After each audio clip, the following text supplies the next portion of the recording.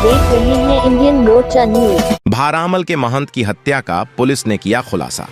आपको बता दें कि भारत नेपाल सीमा से लगे खटीमा सुरई रेंज के घने जंगलों के बीच भारामल मंदिर में 5 जनवरी 2024 को महंत गिरिराज व सेवादार की हत्या कर घटना को अंजाम दिया था।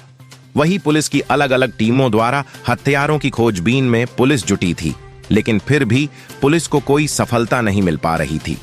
वही तीसरे सेवादार नन्हे, जो चश्मदीद गवाह भी था, उसकी 2 दिन पूर्व संदिग्ध परिस्थितियों में हुई मौत से पूरे शहर में हड़कंप मच गया। वही मित्र पुलिस के कार्यप्रणाली पर भी सवालिया निशान पैदा होने लगे। उसी के चलते पुलिस को खटीमा में हुए दोहरे हत्याकांड में शामिल हत्यारों को पकड़ने में सफलता हाथ लगी है, जिस पर पुलिस ने 3 आरोपियों को गिरफ्तार किया गया है, जिसका खुलासा आज झनकैया थाने में एसएसपी मंजूनाथ टीसी ने किया।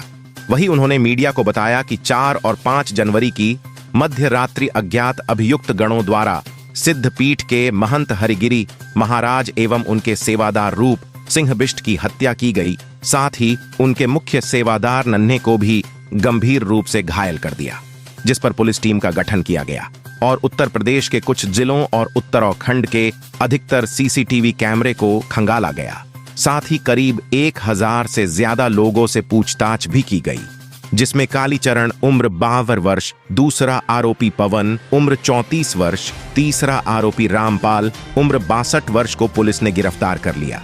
अभियुक्तों के कब्जे से भारामल से लूटे गए रुपए, इंटरनेट डोंगल, बाबा हरिगिरी का बैग, शॉल, भारामल की पर्ची, एक दरातीव टार्च बरामद हुई।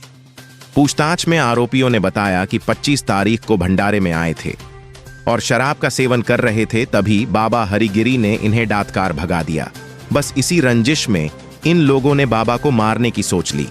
वही भंडारे में चढ़ावे में आए रुपए को देखकर इनका मन ललचा गया और बाबा को मारने की योजना बना ली। वही अभियुक्तों द्वारा बताया गया कि रामपाल व कालीचरण आपस में सगे भाई हैं तथा कालीचरण पूर्व में लगभग 5 वर्षों तक बाबा भारामल में सेवादार के रूप में रह चुका है। वही रामपाल बरखेड़ा के शमशान घाट में ओघड़ बाबा के रूप में रह चुका है। वही अभियुक्त पवन थाना सुनगढ़ी जनपद पीलीभीत का हिस्ट्री सीटर भी है। वही एसएसपी मंजूनाथ टीसी ने चश्मदीद गवाह नन्हे की मौत पर बताया कि नन्हे नाले किनारे जा रहा था और उसका पैर पेड़ की जड़ में अटक गया, जिससे वो नाले में जा गिरा। जब पुलिस पहुंची तो नन्हे मृतक पाया गया।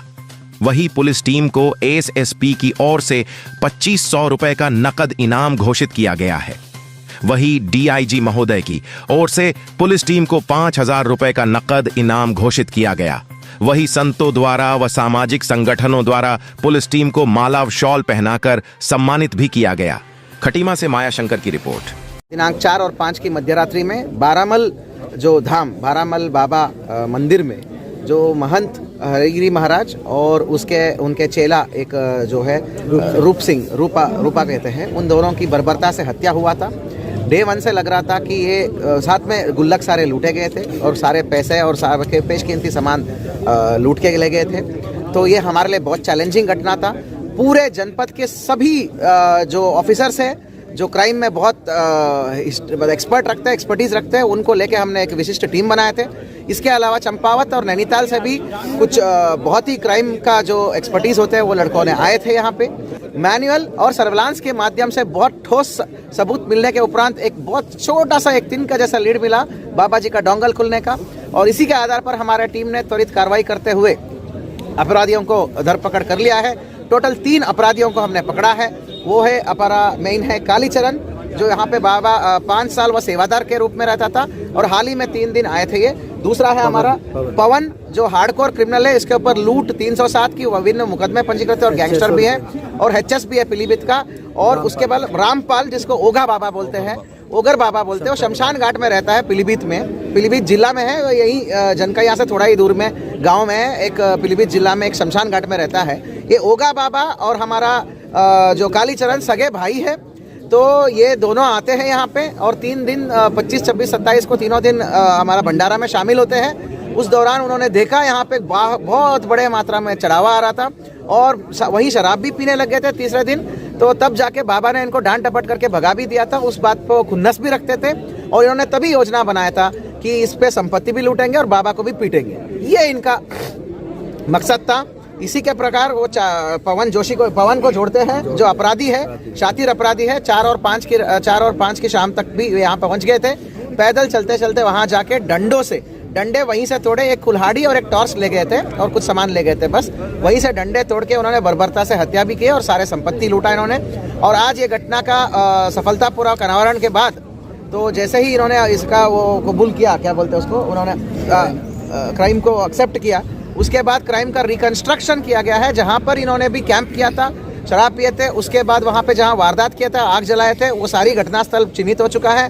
उसके बाद जहाँ पर इन्होंने बाबा जी का जो मतलब एक कपड़ा है, जो मतलब क्या बोलते हैं उसको, अंगोछा बोलते हैं, अंगोछे में सारे पैसे लेके आए थे। वो अंगोछा, बाबा जी का बैग, डोंगल और लोग जो मन्नत मांगते हैं ना, वो मन्नत मानने वाला पर्चियाँ, वो सब जो थे वहाँ पे, उस समय तो वहाँ कुछ नहीं कर पाए, वो सब इकट्ठे करके लेके आए थे और पैसा छोड़ के बाकी सब वहाँ डंप किए थे जंगल में। वो सारे चीज़ें अंडर वीडियोग्राफी रिकवरी कराया हमने। टीम को मेरी तरफ से बहुत बहुत धन्यवाद और मेरे तरफ से 2500 रुपये का कैश रिवॉर्ड है। माननीय डीआईजी महोदय ने 5000 रुपये का कैश रिवॉर्ड घोषित किया है। इस अपराध से वो निर्णय की मौत का दूर दूर तक कोई लेना था। Thank you. इससे ये है संतुष्टि मिली है कि प्रशासन ने अपना तन मन धन लगा करके और बड़ी मेहनत से, लगन से इस केस को पर्दाफाश किया और सभी टीम लगी रही। कई बाहर से भी टीमें आई, इधर से भी टीमें आई और मैं पुलिस प्रशासन का बहुत आभारी हूँ जो उन्होंने हमारे महात्मा का मर्डर हुआ और उसका खुलासा जल्द से जल्द किया।